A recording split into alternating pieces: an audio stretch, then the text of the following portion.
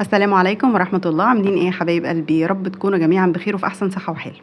النهاردة الفيديو المنتظر، خدت رأيكم نتكلم كده عن افكار لتنظيف البيت وازاي تسيطري عليه ولو الدنيا مقلوبة عندك. وفي كمان كومنتات كتير بتجيلي انا عندي ولاد صغيرين او لا، حتى لو عندها ولاد كبار بس طبعا بتبقى مشغولة معاهم في المذاكرة او هي صحتها تعبانة او بتشتغل، ايا كان لو انت ظروفك ايه ومش عارفة والدنيا مقلوبة منك، هنقول النهاردة 20 فكرة بإذن الله يساعدوكي في تنظيف البيت ويعملوا لك كده روتين بجد هيظبط معاكي الدنيا كلها.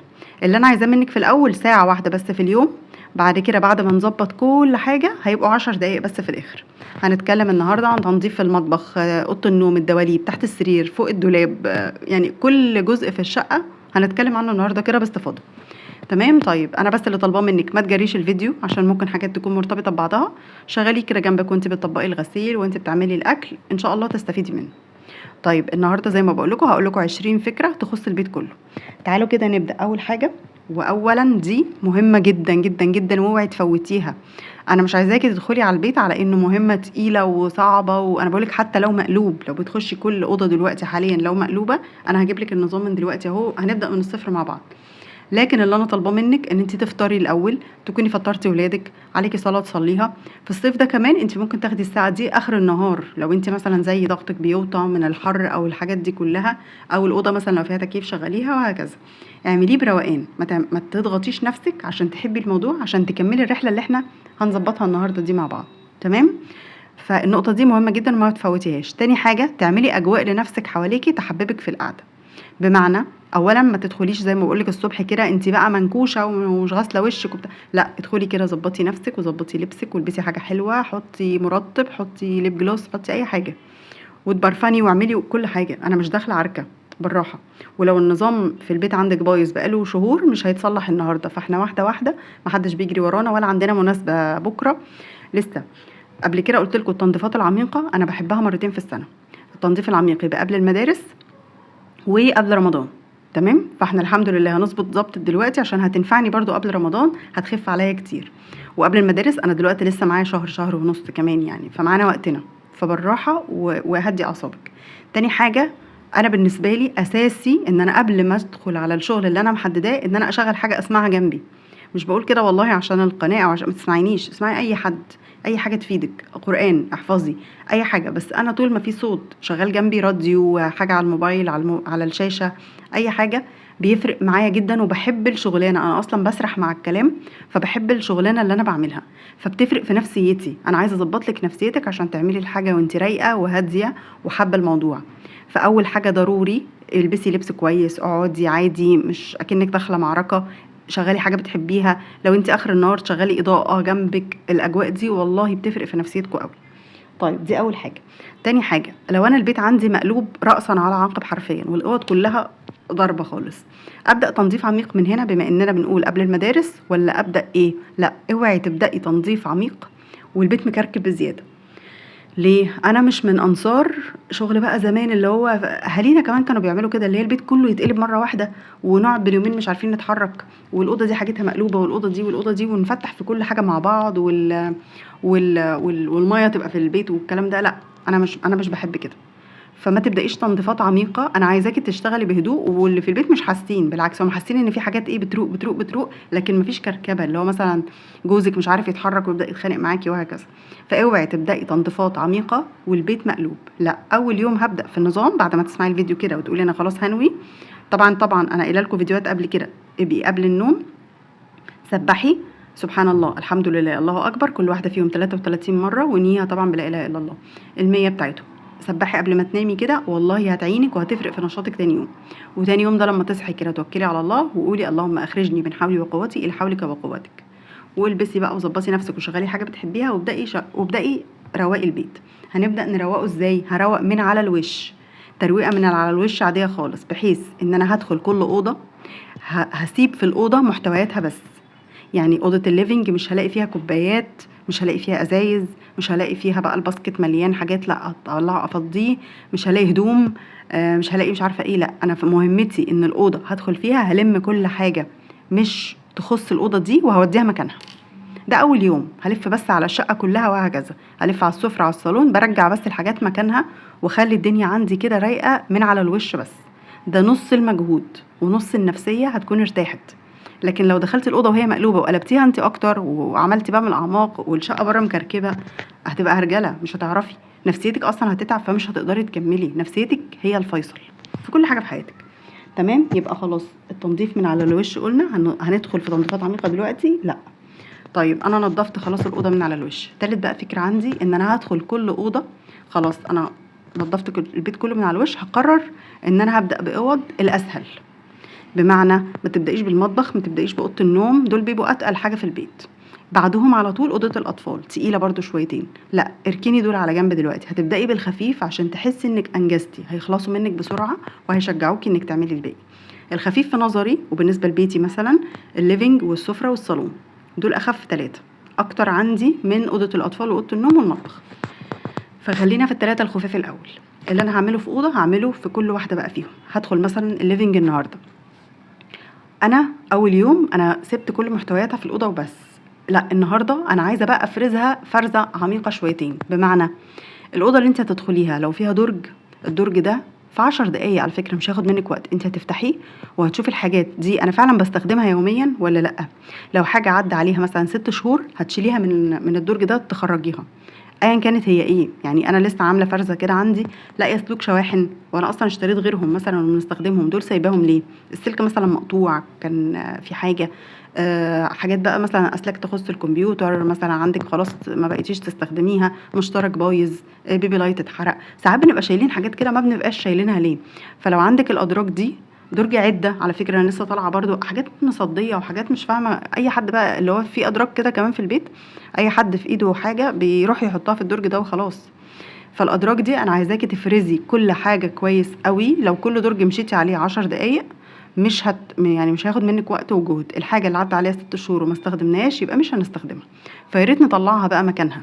يعني شوفي حد بره هيستفيد بيها لو انت سليمه، يعني لو هي الحاجه سليمه. لو الحاجه خلاص باظت ارميها، اتخلصي منها، بلاش التعلق بالحاجات. فهنفرز الحاجات دي كلها. هفضي الاوضه. الديكورات كل اوضه تكون على قدها. بمعنى ان انت مثلا لما بتكتبي لي في الكومنت انا عندي اطفال صغيرين، انا واولادي صغيرين، كنت مستغنيه عن بند الديكورات ده اصلا، ما كنتش حاطه حاجه. ما هو مثلا لو انا حاطه له الحاجات دي، طبيعي الطفل هيروح ويشيلها ويحطها ويشيلها ويحطها ويروح يحطها لك على الكنبه، فهتضطري انت تشيليها من على الكنبه ترجعيها. هنقعد طول اليوم بنروق فيها؟ لا معلش، دي فتره من حياتنا استغنى عنهم، ارفعهم على رف عالي وهكذا. حتى لو انت عندك ولاد كبار، بس مثلا لو ترابيزه انت بتاكلي عليها مثلا او اي حاجه، او مثلا ترابيزه الصالون انت الضيوف كتير، يعني عليه الشقه عليها رجل حد داخل طالع، الترابيزه اللي انا هستخدمها في حاجات اللي انا هقدم عليها الحاجه، مش لازم احط عليها ديكورات او احط عليها حاجه بسيطه بحيث لما حد يجي هركنها او هشيلها. بلاش ديكورات كتير. عندك ارفف في الاوضه، خففي الديكورات عليها على قد ما تقدري، هي تكون قطعه قطعتين حاجه كده وخلاص.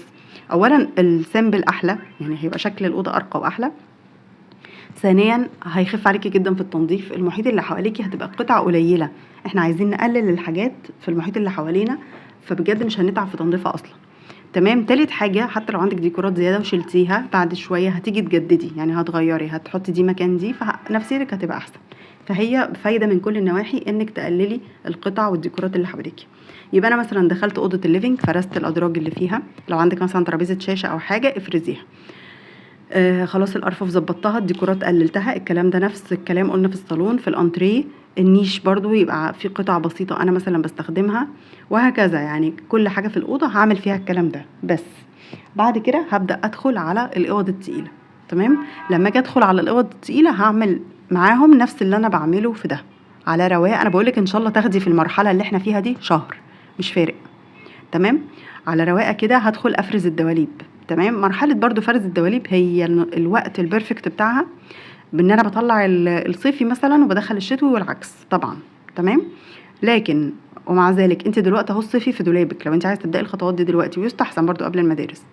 لو انت الصيفي ما تبقاش مثلا ظرفه البيجامات بتاعتك فيها مثلا 10 بيجامات، وانت اوريدي اللي بتستخدميهم 5 بس، بترتاحي فيهم وكل يوم بتلبسيهم.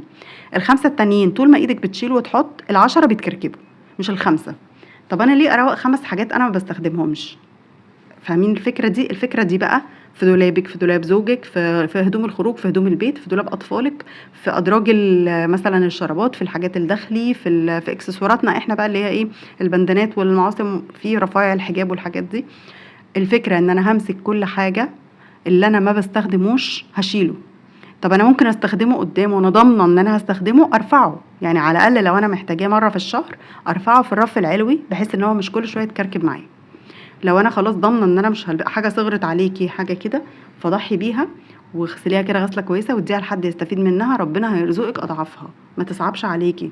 يعني عارفين اللي هو يا ليته كان جديدا، بالعكس افرحي وانت بتدي الحاجه لغيرك هو يستفيد بيها. ساعات حاجات عندنا في النيش برضو موضتها ادمت، فناجين بقى عتيق او حاجات كده. ممكن تكون واحده بتتجوز، الحاجات دي حتى لو احنا في 2025 هتبقى حلوه بالنسبه لها. ليه؟ بنت الحارس مثلا، والحالات دي انا شفتها، ما حدش يقول لي لا وحرام عليكي ولازم تجيب على الموضه والكلام ده، بالعكس الحاجه بتبقى انت نفسك ما استخدمتهاش ولا استخدام، فلو غسلتيها غسله كويسه كده ونشفتيها واديتيها العروسه مش مقتدره هتفرح بيها جدا على فكره.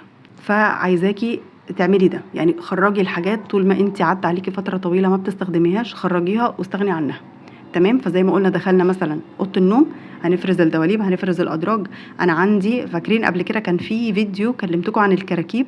الكراكيب دي اللي هي الحاجات اللي قعدت فتره ما استخدمتهاش، وفي كراكيب جديده ببقى لسه داخله بالكيس من باب الشقه اسمها كراكيب. ليه؟ لان انا مثلا لو السراحه بتاعتي عليها 6 بادي سبلاش، اروح اشتري تاني ليه؟ ما انا عندي 6. اصل في عرض، اصل الريحه عجبتني، اصل الريحه دي مش عندي، اصل مش عارفه. مفيش مبررات، وقفي مخك ووقفي شراء، كفايه. اصل درجه الروج دي حلوه، ما انا عندي روجات كتير مكفيني فتره، ده هيبوظوا. يعني انا لو استخدمت كل دول وممكن ما اكونش بحط ميك اب بس الدرجه عجبتني فجبتها، اوقف شراء حاجات انا ما بستخدمهاش او حاجات اوريدي عندي. لما اخلص اللي عندي خلاص، مش لازم يكون عندي ستوكات من الحاجه، لما اخلصها ابقى اشتري غيرها. طيب انا اوريدي سرحتي اهي، بس هي زحمه، السراحه السطح بتاعها يستحسن ما يبقاش عليه الا قطعه بسيطه قوي، او لو تلميهم كمان في صينيه، في بوكس، في اي حاجه، بيبقى المنظر اولا احلى، ثانيا بيبقوا متحجمين كده ومش بيتكركبوا، بتلميهم اسهل ومش بيتطربوا قوي. فمعظم الحاجات احطها في الادراج، وممكن اجيب بوكس كده صغير عندي ان شاء الله، علبه بلاستيك اي حاجه، هحط فيه كام حاجه انا بقى محتاجه اتخلص منهم الاول. علبه كريم مثلا لو انا عندي واحده مليانه وواحده فيها شويه صغيرين، اركز على فيها واحده شويه صغيرين واخلصها. برفان قرب يخلص اخلصه، مش عارفه ايه قرب فممكن اجمع الحاجات دي كده في بوكس وابدا بيها، عارف ان انا خلاص انا هوقف نفسي عن استخدام الباقي حتى لو بيعجبوني اكتر، بس انا عايزه اخلص دول عشان افضي مساحه. تمام. شراباتك افرزيها، شرابات ولادك طبعا وزوجك، الفردة اللي اختها ضايعة مش هتلاقيها خلاص هي خلاص مش مستنيين يتقابلوا هم بعدين، هي ضاعت. وهكذا ابدأي اعملي عملية فرز في البيت لكل ركن واحدة واحدة. لو كل يوم خدتيلك ساعة زمن بس آخر النهار وانتي مشغلة حاجة جنبك بتسمعيها ومبسوطة وقاعدة كده على جنب وبتفرزي الحاجة، هتلاقي الدنيا حلوة جدا والبيت رايق. كتب ولادك بقى دلوقتي قبل المدارس، ابدأي اعملي فرز مثلا للمكتب بتاعهم، عشان حتى تعرفي انت هتشتري ايه مثلا جديد. عندهم اقلام ما عندهمش، عندهم كام جمعه، عندهم برايه لا انا محتاجه كذا، عندهم مش عارفه ايه. ابداي افرزي الادوات اللي عندهم من دلوقتي. كل الكورسات طبعا والكشاكيل اكيد بعد الترم ما خلص والنتيجه طلعت احنا اتخلصنا منهم، بس وهكذا. لو في ورق سليم ونظيف حتى لو من السنه اللي فاتت بشيله على جنب وبنذاكر فيه عشان تعرفي انت هتجيبي ايه جديد وايه مش جديد. افرزي الكلام ده كله، افرزي وحطيه في نظام. الفكرة اللي بعد كده ان حاولي برضو تستخدمي منظمات، يعني لو دولاب ولادك في منظمات محطوط فيها كل حاجة، حتى هو لما يجي يشد الحاجة او يطلعها مش هيبهدل كل حاجة. تمام. لو الفكرة مكلفة عليكي، في افكار طبعا على النت انك تعملي المنظم ببلاش ان شاء الله، لو بكرتونة قديمة عندك او اي حاجة. لو عادي ممكن في البوكسات حتى اللي احنا بنحطها مثلا ننظم بيها التلاجة والحاجات دي، بتبقى ب20 جنيه وحاجات كده وبتنظم وبتبقى حلوة. ساعات بوقف فيها الكتب، بلاستيك، هو بلاستيك عادي كده، بوقف فيه الكتب والكراسات والحاجات دي. اي بوت عندك كده حط لهم مثلا فيه الاقلام. حاولي تستخدمي منظمات للحاجات، ما تسيبيهاش كده بهرجله في الدرج في الحاجه، بتسهل عليهم، هم مش هيكركبوا بسرعه فانتي مش هتنضفي كتير. فاهمين المعادله؟ جوه دولابي يعني انا في منظمات عجباني على فكره كبيره، يعني مساحه مثلا من هنا لهنا، هجيبها قريب وممكن ابقى اشاركها معاكم لو افتكرت، بس وانا بمنتج ممكن احط لكم الصوره بتاعتها. بتبقى كبيره جدا وليها قاعده كده معدن داير ما يدور، وفي محلات بتعمل عليها عروض ب50 جنيه وب60 جنيه. يعني فكرت انزل اجيب مثلا 5 6. ليه؟ هعمل ايه؟ هخصصهم مثلا، هجرب في دولاب هدومي انا عايزه اعمل كده. حتى الشنط انا حطاهم في رف لوحدهم، مثلا شنط الخروج برضو بيتبهدلوا. كل ما اجيب واحده مثلا اللي وراها تتحرك اللي قدامها تتحرك، انا بتضايق من الشكل ده. فهجيب دول هرصهم جواها، بحيث انك انت هتفتحي.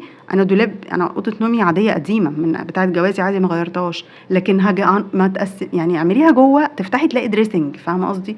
خلي كل حاجه كده في بوكسات، خلي الشكل حلو.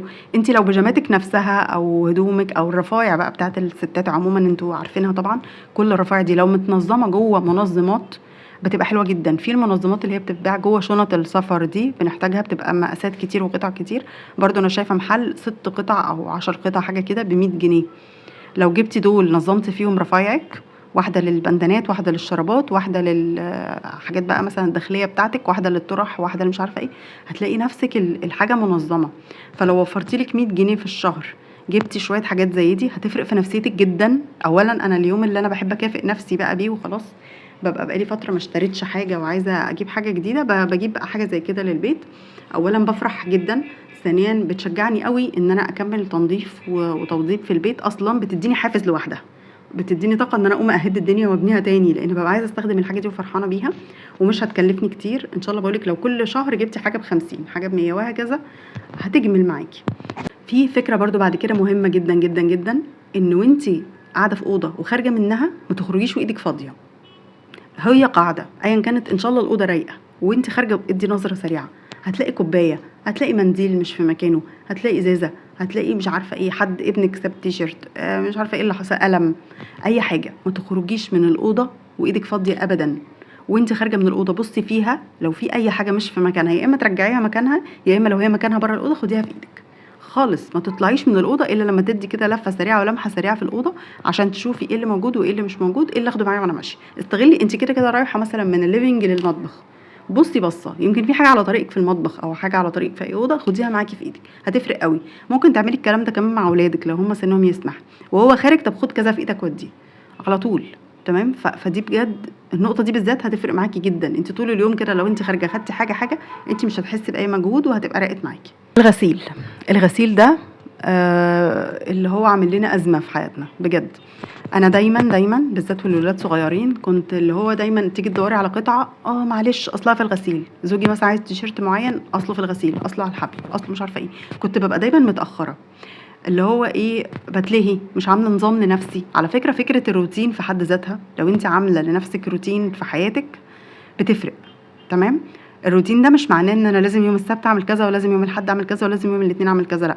بس الروتين ده مثلا لو هنتكلم على بند الغسيل، مش محدده بايام، بس انا بصحى من النوم على باسكت الغسيل.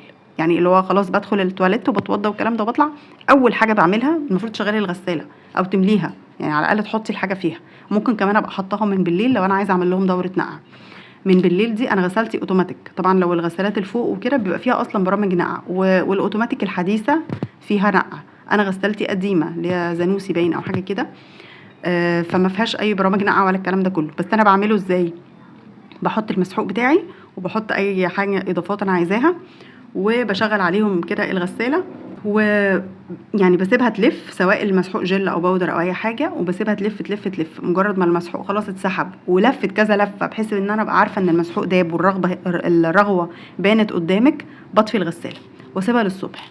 ممكن ده لو ابيض او الكلام ده عشان ما استخدمش ميه سخنه جامد وتهلك الغسيل مثلا بزياده. الخطوه دي بتنظف الملايات والفواط والكلام ده جدا. وكده كده ببقى خلاص شلت من على نفسي مهمه بالليل، انا هصحى الصبح بس هتك على الزرار هتكمل هي تشغيل. فممكن تعملي الخطوه دي من بالليل او الصبح. المهم ان لازم دوره غسيل في اليوم. ده اللي انا وصلت له مؤخرا، مش عملتها يوم ويوم ما نفعتش، عملتها اي حاجه يوم مرتين في الاسبوع ما نفعتش. انا بالنسبه لي مش عارفه غسلت 5 كيلو او حاجه كده، مش متذكره، 5 7 حاجه كده. فيدوب يعني كم الغسيل اللي بتاخده يدوب يبقى لازم ان انا اغسل كل يوم فيها.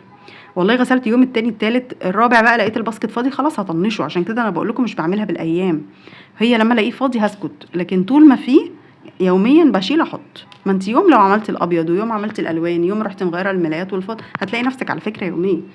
لو قصرت يوم واحد طنشتي بحس انها بتتقلب وبضطر ان انا اشغلها مرتين في اليوم فهتهلك الغساله. فاعملي لنفسك روتين للغسيل انه لازم مره في اليوم. روتين تاني للمكوى، بمعنى ايه؟ بس انا بالنسبه لي بقى حاجه خاصه، لان المكوه اكتر مهمه من مهام البيت كله، بكرهها. بامانه بكرهها. بحاول بقى ان انا احبب نفسي فيها ازاي، ودي برضو نقطة هقولها لكم وخطوة مهمة جدا. مثلا في ناس برضو بتستثقل تطبيق الغسيل، المهم اللي انت بتستثقليه عموما، غسيل المواعين ايا كان. زي ما بقول لكم اعملي اجواء حواليكي. يعني انا ترابيزه المكوه دي بقت لازم يوم ما اشغلها خلاص ان انا هكوي يعني، اجيبها قدام شاشه التلفزيون. هي الشاشه كده بتشغل حاجات نت برضو، فسواء اتفرج على التلفزيون او اشغل اي حاجه على النت واتفرج على حاجه وانا بشتغل. بتسهل عليا، بتلهي كده مع الحاجه على ما المهمه تخلص، لاني بجد مش بحبها. اعملي كده، اعملي حاجه بتحبيها جنب الحاجه اللي انت مش بتحبيها، ودي تركه مهمه جدا. بتطبقي الغسيل شغلي حاجه جنبك، بتعملي المواعين برضو اسمعي اي حاجه، وهكذا. انا بحب بصراحه ان انا اسمع حاجه دايما يعني. المكوه بقى العكس، انت عايز تعمليها اول باول، يعني شوفي المتاح لظروف حياتك ايه. بس انا بالنسبه لي بحب مثلا اعملها مره في الاسبوع. مثلا لو مدارس اعملها مثلا الجمعه او السبت بالليل على اساس انهم رايحين الحد، فباخد بقى اليونيفورم. ومثلا زوجك بقى 6 ايام في الاسبوع على حسب، هو بيشتغل مثلا 5 أو 6 ايام، بكوي ال5 أو 6 اطقم على بعض، بحيث ان انا ما حدش يكلمني في المكوه طول الاسبوع. فاهمين قصدي؟ ابقى ما قصرتش، وابقى في نفس الوقت عامله اللي عليا، والحاجه كلها اتكوت مره واحده. لو انت بتحبي المهمه دي وعايزه تعمليها كل يوم اعمليها، بس انا ده المناسب لظروف حياتي، فعملت له الروتين ده، ان انا الجمعه او السبت هكوي حاجه الاسبوع كله لكل البيت، بحيث ان خلاص انا هبقى عملت المهمه دي مره في الاسبوع وانتهت على كده، وفي نفس الوقت انا ما بقاش مقصره فيها. عايزه اقول لك حاجه بتفرق معايا جدا جدا جدا بقى في وقفه المطبخ، واللي هو انا كنت عايشه ازاي قبل ما اعمل كده. التفريزات. تمام. انا قعدت سنين عايزه اقول لكم يمكن لحد اخر سنتين بس ما كنتش بفرز. كنت بفرز البسله بصراحه، هي البسله بس، ممكن اشيل كيسين باميه كده ولا حاجه. ليه؟ لان انا ما عنديش ديب فريزر، فكنت لاغيه الفكره من تفكيري على اساس ان انا محيط الفريزر عندي مش كبير، هو بس الرفين وخلاص. فكنت مأجله على ما ابقى اجيب ديب فريزر بقى ابقى افرز. فكنت لاغيه كل حاجه تتعمل، يعني حاجات كتير قوي، اللي هو اصلا بحس ان هو ما هو يدوب على ما اجيب مثلا اللحوم والفراخ وكيس عيش ومش عارفه ايه وكيسين بسله اتملى. فلا، وقفت الموضوع ده من سنتين، ولا زلت ما اشتريتش الديب فريزر برضو. يا رب ادعوا لي اجيبه قريب، لان يعني بحبه جدا، عايزه نفسي فيه قوي. ولكن ان انا بدات افرز حاجات ما كنتش بفرزها. زي ايه؟ زي البصل ده بالنسبه لي كان ازمه.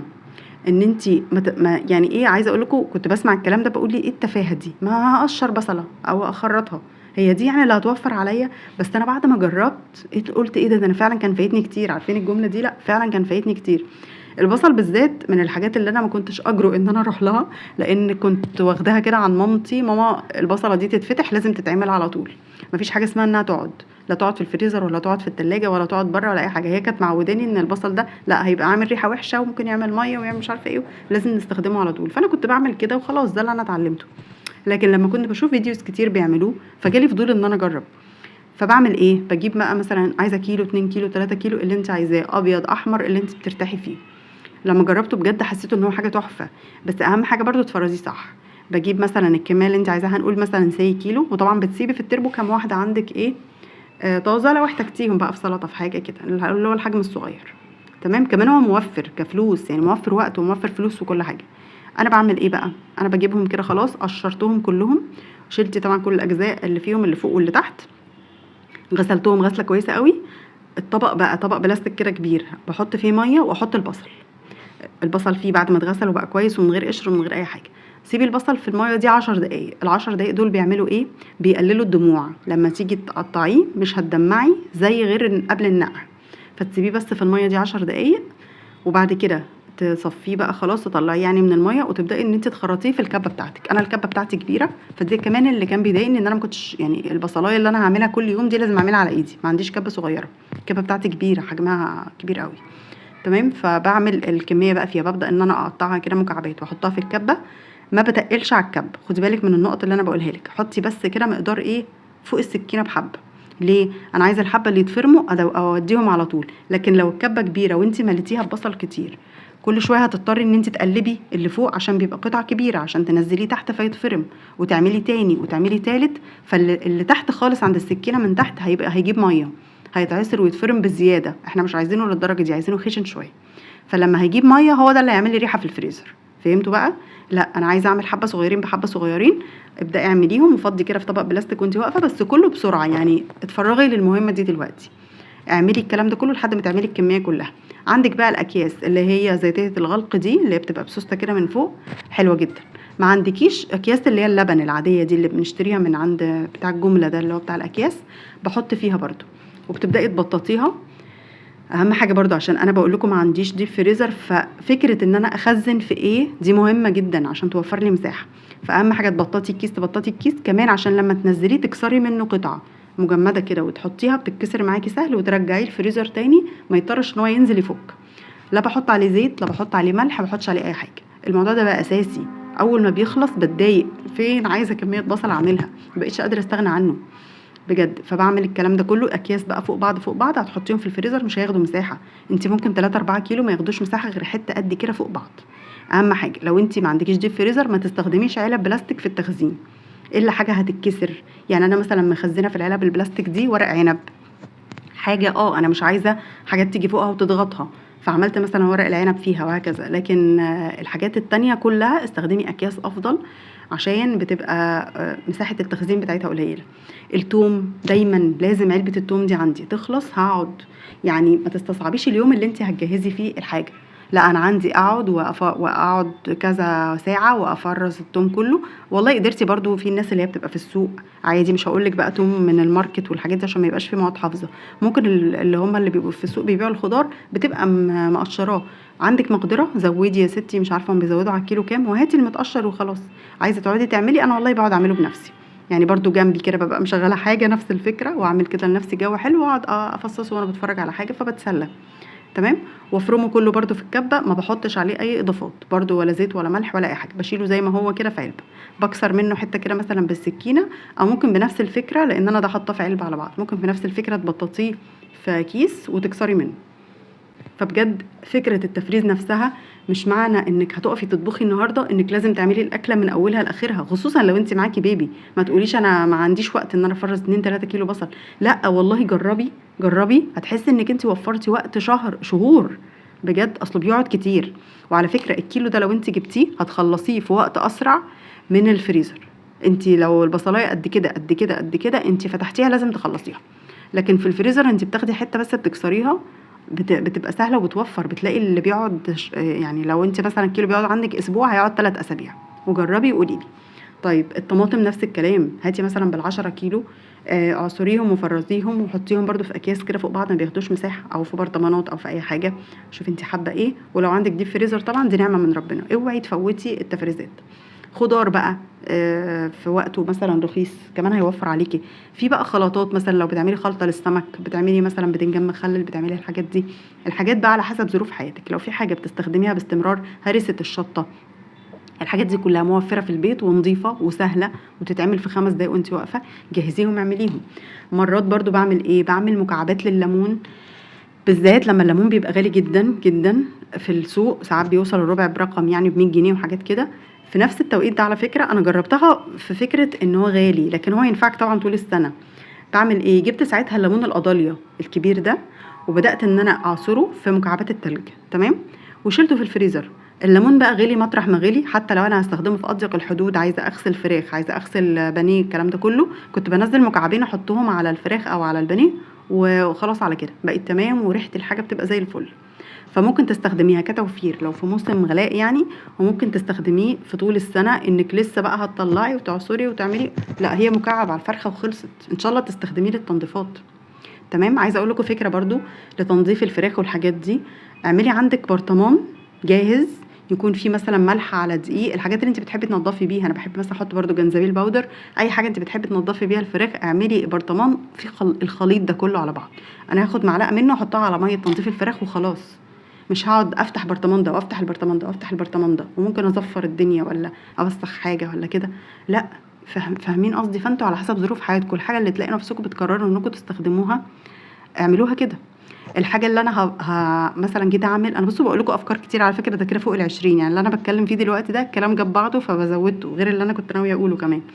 هتبدري الدقيق، يعني سمك هتبدريه، بقسماط مثلا للبانيه، الكلام ده كله استخدمي اكياس. عندك كده اكياس، درج الاكياس بيبقى مليان عندنا ما شاء الله، عايزين نخلص منهم. ما تستخدميش علبه او طبق وتضطري تقفي تغسليها، لا اعملي في كيس وارميه على طول. الحاجات دي بتبقى اصلا سهله، واضغطي كده جوه الكيس وبدريها، سواء دي او بقسماط او الحاجات دي، وارميه على طول. كمان مش هيوسخ لك الرخامه، يمكن الطبق كمان بيبهدل ويقعد يطرطش مننا، لكن لو عملت فكره الكيس هيترمي على طول. عايزه اقول لك اساسي برضو فكره بعد كده، اساسي في الحاجات اللي انت بتعمليها دي كلها ان انت تبقي كاتباها برضو في نوت بوك. نظمي حياتك، نظمي يومك، نظمي جدول بكره. لازم يبقى عندك نوت بوك كده تكتبي فيها انا ناويه اعمل ايه النهارده او بكره او بعده وهكذا. ليه؟ ساعات على فكره اليوم بيعدي وانا بيبقى عندي فيه وقت، لكن انا نسيت ان انا عايزه اعمل كذا. بجد والله ساعات الذاكره مش بتسعفني ان انا ابقى فاكره ان الحاجه دي انا كنت عايزه اعملها النهارده، وافتكر وانا خلاص راسي على المخده بالليل وانا هنام، انا ازاي ما عملتش كذا النهارده، انا كنت ناويه اعمل كده. وبتبقى حاجه مهمه على فكره، بس انا الذاكره مش سعفاني خالص فبنساها. تمام. وعشان حتى تبقي منظمه ايه الاولويات، ايه الاهم، ايه فالمهم تعمليها كده بالترتيب. فنظمي افكارك في نوت بوك، دي بالنسبه لي اساسيه جدا في كل حاجه. على فكره في الميزانيه لازم اكتب ورقه وقلم، انا صرفت كذا، عملت كذا. وانا نازله اشتري حاجه مثلا، انا عارفه ان انا النهارده هشتري حاجات، لازم اكتبها. طول ما انا بكتب بقعد افتكر في حاجه، افتكر في حاجه، عشان لما انزل اشتري الحاجه مره واحده وارجع. الحاجات اللي خلصت من البيت بكتبها. انا بحب اكتب كل حاجه بصراحه، في حاجات كتير قوي في حياتي لازم تكون معتمده على النوت بوك. عايزه اقول لكم ان برضو مثلا بالنسبه للشوزات، ممنوع ان الشوز يخش الشقه اصلا. يعني دي كارثه، الشوزات دي قانون ما يدخلش الشقه، او اخرك لو يعني الجزامه طبعا هي جوه الشقه. انا عزكم الله يعني بقلعه على عتبه الباب وبمسكه في ايدي واحطه في الجزامه.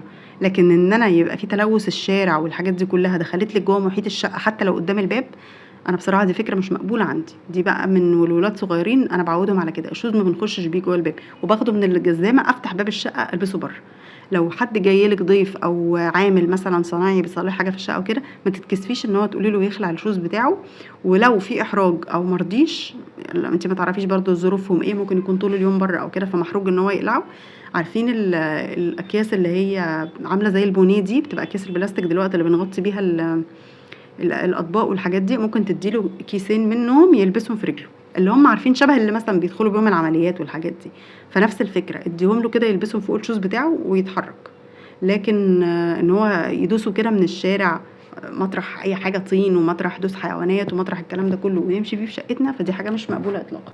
عايزه اقول لك برضو ان انت بعد ما تنضفي التنظيفه العميقه، فكره تانية برضو ان انت فوق الدباليب لما تيجي مثلا خلاص تنضفيها، او حتى لو استعنتي بزوجك ان هو مثلا يزعفها لك، حاولي تعمليها بالمكنسه، حاولي على قد ما تقدري ده لو وصلتي يعني للمرحله دي.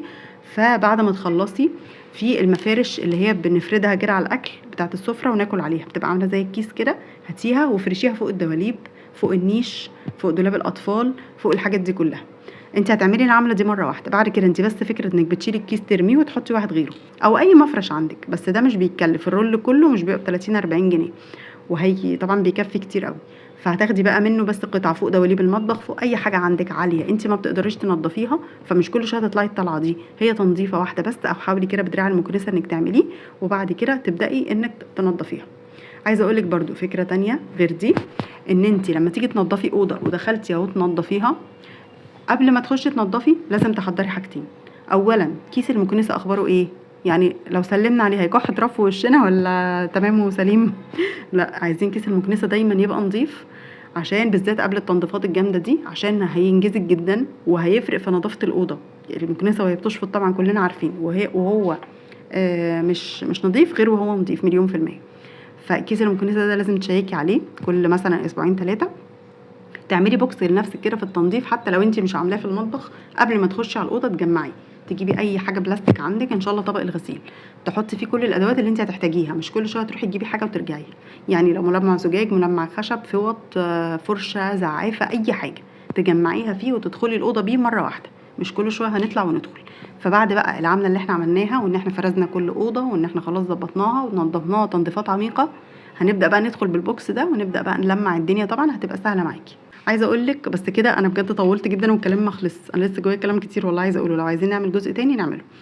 انا فكره بقى الكلام ده كله بعد ما نظبطه، انا كنت لسه عايزه اقول لكم ان في روتين بقى نعمله، اللي هو روتين ال10 دقايق، بحيث ان احنا بقى ايه نحافظ على كل الخطوات اللي احنا ظبطناها دي. ولكن خلاص بجد وقت، انا شايفه الوقت كده وانا بسجل الوقت كتير جدا، فمش هقدر اطول عن كده. ان شاء الله لو عجبتكم الفكره والفيديو ده لقيت عليه تفاعل كتير هعمل جزء تاني، لقيته لا ما عجبش الناس قوي وما جابش مشاهدات قوي، فخلاص نوقف على كده بقى ونرجع لموضوعنا زي ما احنا. ده يا بنات كان فيديو النهارده، بحبكم في الله، والسلام عليكم ورحمه الله وبركاته.